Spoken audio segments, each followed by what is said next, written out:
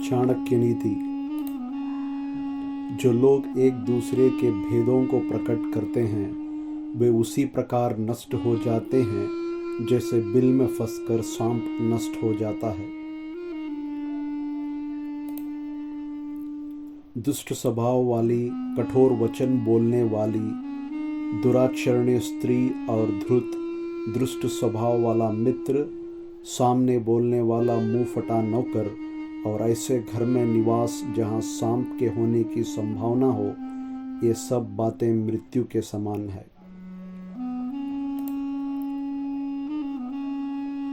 किसी कष्ट अथवा आपत्तिकाल से बचने के लिए धन की रक्षा करनी चाहिए और धन खर्च करके भी स्त्रियों की रक्षा करनी चाहिए, परंतु स्त्रियों और धन से भी अधिक आवश्यक यह है कि व्यक्ति अपनी रक्षा करे। आपत्तिकाल के लिए धन की रक्षा करनी चाहिए, लेकिन सज्जन पुरुषों के पास विपत्ति का क्या काम, और फिर लक्ष्मी तो चंचल है, वहां संचित करने पर भी नष्ट हो जाती है। जहां लोक यात्रा अर्थात जीवन को चलाने के लिए आजीविका का कोई साधन ना हो, व्यापार आदि विकसित ना हो, किसी प्रकार के दंड के मिलने का भय ना हो, लोक लाज ना हो, व्यक्तियों में श्रेष्ठता उदारता ना हो, अर्थात उनमें दान देने की प्रवक्ता ना हो, जहाँ ये 5 चीज़ें विद्यमान ना हो, वहाँ व्यक्ति को निवास नहीं करना चाहिए। काम लेने पर नौकर नौकरों की, दुख आने पर बंधु बंधुओं की, कष्ट आने पर मित्र की तथा धन नाश होने पर अपनी पत्नी की वास्तविकता का ज्ञान होता है। किसी रोग से पीड़ित होने पर, दुख आने पर, अकाल पड़ने पर, शत्रुओं की ओर से संकट आने पर, राजसभा में शमशान अथवा किसी की मृत्यु के समय जो व्यक्ति साथ नहीं छोड़ता, वास्तव में वही सच्चा बंधु माना जाता है। बुद्धिमान व्यक्ति को चाहिए कि वह श्रेष्ठ कुल में उत्पन्न हुए कुरूप अर्थात सौंदर्यहीन कन्या से भी विवाह कर ले, परंतु नीच कुल में उत्पन्न हुई सुंदर कन्या से विवाह ना करे।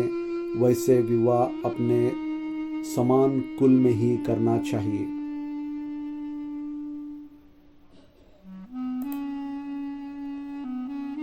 नखी नाम अर्थात बड़े बड़े नाखूनों वाले शेर और चीते आदि प्राणियों, विशाल नदियों,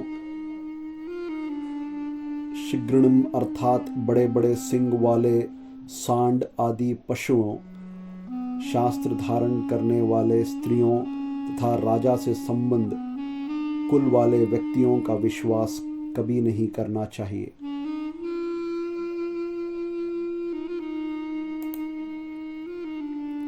विष में भी यदि अमृत हो तो उसे ग्रहण कर लेना चाहिए। अपवित्र और अशुद्ध वस्तुओं में भी यदि सोना अथवा मूल्यवान वस्तु पड़ी हो तो वह भी उठा लेने के योग्य होती है। यदि नीच मनुष्य के पास कोई अच्छी विधा, कला अथवा गुण है तो उसे सीखने में कोई हानि नहीं। इसी प्रकार दुष्ट कुल में उत्पन्न अच्छे गुणों से युति स्त्री रूप रतन को ग्रहण कर लेना चाहिए।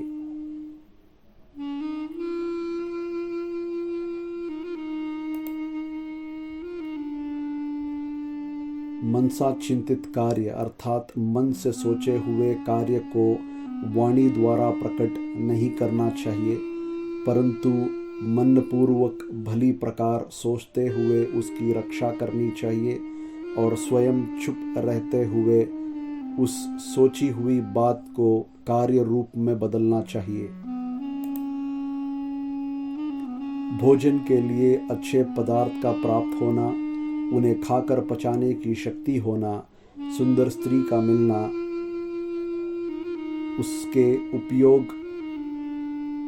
उसके उपभोग के लिए काम शक्ति होना, धन के साथ साथ दान देने की इच्छा होना, ये बातें मनुष्य को किसी महान ताप के कारण प्राप्त होती है।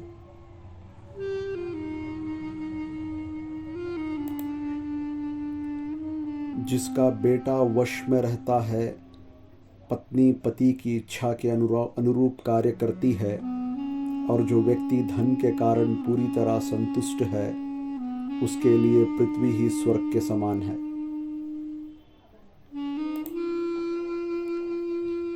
पुत्र उन्हें ही कहा जाता है जो पिता के भक्त होते हैं।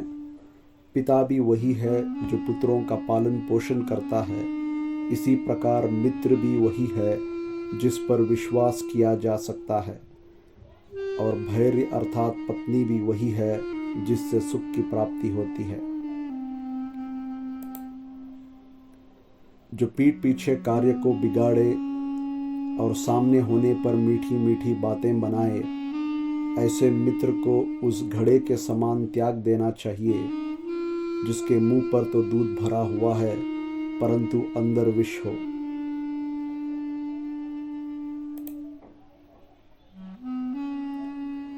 जो मित्र खोटा है उस पर विश्वास नहीं करना चाहिए, और जो मित्र है उस पर भी अति विश्वास नहीं करना चाहिए, क्योंकि ऐसे हो सकता है कि वह मित्र कभी नाराज होकर सारी गुप्त बातें प्रकट कर दे। सभी पहाड़ों पर रत्न और मणियां नहीं मिलती, ना ही प्रत्येक हाथी के मस्तक में गजमुक्त नामक मणि होती है। प्रत्येक वन में चंदन भी उत्पन्न नहीं होता। इसी प्रकार सज्जन पुरुष सब स्थानों पर नहीं मिलता। बुद्धिमान लोगों को चाहिए कि वह अपने पुत्र और पुत्रियों के अनेक प्रकार के अच्छे गुणों से युक्त करे, उन्हें अच्छे कार्यों में लगाए, क्योंकि नीति जानने वाले और अच्छे गुण से युक्त सज्जन स्वभाव वाले व्यक्ति ही कुल में पूजनीय होते हैं। वे माता पिता बच्चों के शत्रु हैं जिन्होंने बच्चों को पढ़ाया लिखाया नहीं, क्योंकि अनपढ़ बालक विद्वानों के समूह में शोभा नहीं पाता, उसका सदैव तिरस्कार होता है। विद्वानों के समूह में उसका अपमान उसी प्रकार होता है जैसे हंसों के जोड़े में बगुले की स्थिति होती है। लाड़ दुलार से पुत्रों में बहुत से दोष उत्पन्न हो जाते हैं। उनकी ताड़ना करने से अर्थात दंड देने से उनमें गुणों का विकास होता है। इसीलिए पुत्रों और शिक्षकों को अधिक लाड़ दुलार नहीं करना चाहिए, उनकी ताड़ना करते रहनी चाहिए।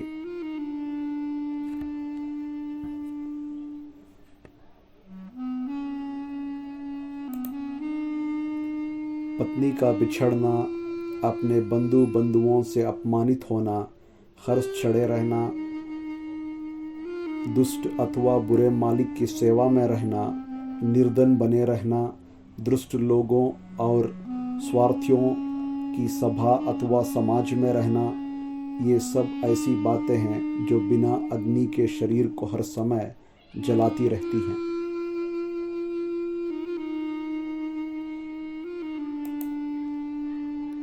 जो वृक्ष बिल्कुल नदी के किनारे पैदा होते हैं, जो स्त्री दूसरों के घर में रहती है, और जिस राजा के मंत्री अच्छे नहीं होते, वे जल्दी ही नष्ट हो जाते हैं, इसमें कोई संशय नहीं है।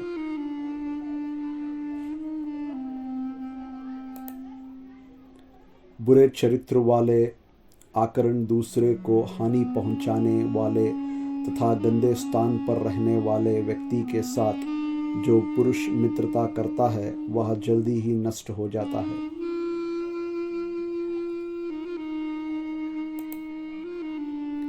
प्रेम व्यवहार बराबरी वाले व्यक्तियों में ही ठीक रहती है। यदि नौकरी करनी ही हो तो राजा की नौकरी करनी चाहिए। कार्य अथवा व्यवसाय में सबसे अच्छा काम व्यापार करना है। इसी प्रकार उत्तम गुणों वाली स्त्री की शोभा घर में ही है।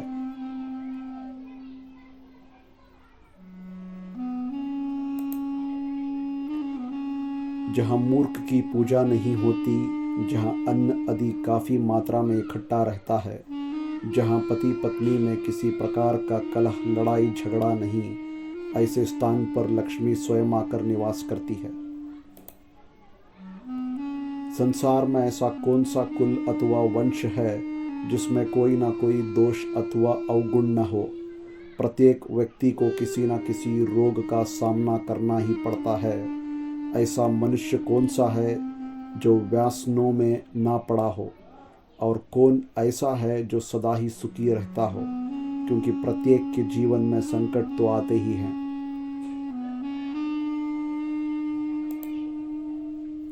समझदार व्यक्ति का कर्तव्य है कि वह अपनी कन्या का विवाह किसी अच्छे कुल में करे, पुत्र को अच्छी शिक्षा दे, उसे इस प्रकार की शिक्षा दें जिससे उसका मान सम्मान बढ़े, शत्रु को किसी ऐसे व्यसन में डाल दे जिससे उसका बाहर निकलना कठिन हो जाए, और अपने मित्रों को धर्म के मार्ग में लगाएं।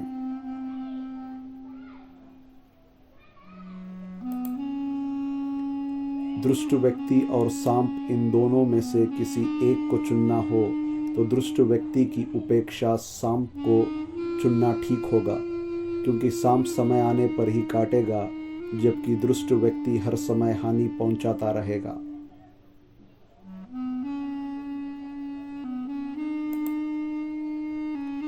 मूर्ख व्यक्ति से दूर ही रहना चाहिए, क्योंकि मनुष्य दिखता हुआ भी वह 2 पैरों वाले पशु के समान है। वह सज्जनों को उसी प्रकार कष्ट पहुंचाता रहता है जैसे शरीर में चुभा हुआ कांटा शरीर को निरंतर पीड़ा देता रहता है।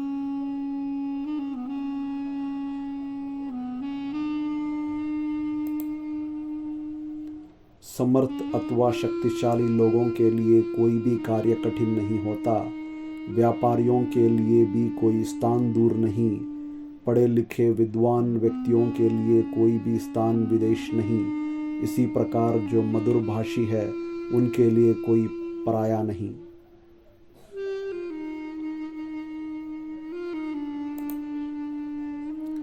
प्राकृतिक उपत्तियां जैसे अधिक वर्षा होना और सूखा पड़ना अथवा दंगे फसाद आदि होने पर, महामारी के रूप में रोग फैलने, शत्रुओं के आक्रमण करने पर, भयंकर अकाल पड़ने पर और नीच लोगों के साथ होने पर जो व्यक्ति सब कुछ छोड़ छाड़ कर भाग जाता है, वह मौत के मुंह में जाने से बच जाता है। जीव जब माँ के गर्भ में आता है तभी उसकी आयु, कर्म, धन, विद और मृत्यु, यह पांचों बातें निश्चित हो जाती है। जिस तरह दूध ना देने वाली और गर्भ ना धारण करने वाली गाय से कोई लाभ नहीं, उसी प्रकार यदि पुत्र भी विद्वान और माता पिता की सेवा करने वाला ना हो तो उससे किसी प्रकार का लाभ नहीं हो सकता। पति के लिए वही पत्नी उपयुक्त होती है जो मन, वचन और कर्म से एक जैसी हो और अपने कार्यों में निपुण हो। इसके साथ ही वह अपने पति से प्रेम रखने वाली तथा सत्य बोलने वाली होनी चाहिए। ऐसी स्त्री को ही श्रेष्ठ पत्नी माना जा सकता है। जन्म देने वाला, यज्ञ पवित्र करने वाला गुरु, विद्दान देने वाला अध्यापक, अन्न देने वाला और भय से मुक्त रखने वाला, यह 5 व्यक्ति पितार माने गए हैं। चाणक्य का मत है कि इन 5 को सदैव संतुष्ट रखना चाहिए तथा इनका पिता की तरह सम्मान करना चाहिए।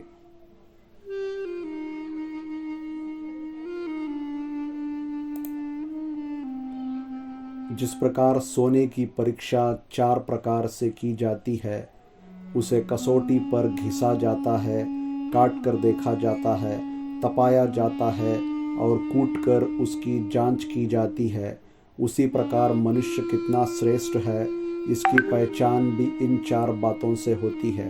चाणक्य के अनुसार इन चारों प्रकारों से की गई परीक्षा में स्वयं को सही सिद्ध करने वाला व्यक्ति ही खरा है। उसकी सज्जनता, उसका चरित्र, उसके गुण और उसका आचार व्यवहार उसके खरेपन की पुष्टि करता है। आलस्य के कारण वृद्ध नष्ट हो जाती है, दूसरों के हाथ में गई स्त्रियां नष्ट हो जाती है। कम बीज डालने से खेत बेकार हो जाते हैं और सेनापति के मारे जाने पर सेना नष्ट हो जाती है। दान देने से दरिद्रता नष्ट होती है, अच्छे आचरण से कष्ट दूर होते हैं, मनुष्य की दुर्गति समाप्त होती है, बुद्धि से अज्ञान नष्ट होता है अर्थात मूर्खता नष्ट होती है और ईश्वर की भक्ति से भय दूर होता है। ऋणी पिता अपनी संतान का शत्रु होता है। यही स्थिति बुरे आचरण वाली माता की भी है। सुंदर पत्नी अपने पिता की, सुंदर पत्नी अपने पति की और मूर्ख पुत्र अपने माता पिता का शत्रु है।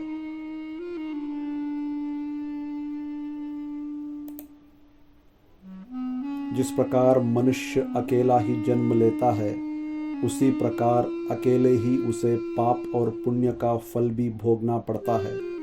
अकेले ही अनेक प्रकार के कष्ट भोगने पड़ते हैं अर्थात अकेले ही उसे नरक का दुख उठाना पड़ता है और अकेले ही वह मोक्ष को प्राप्त होती है।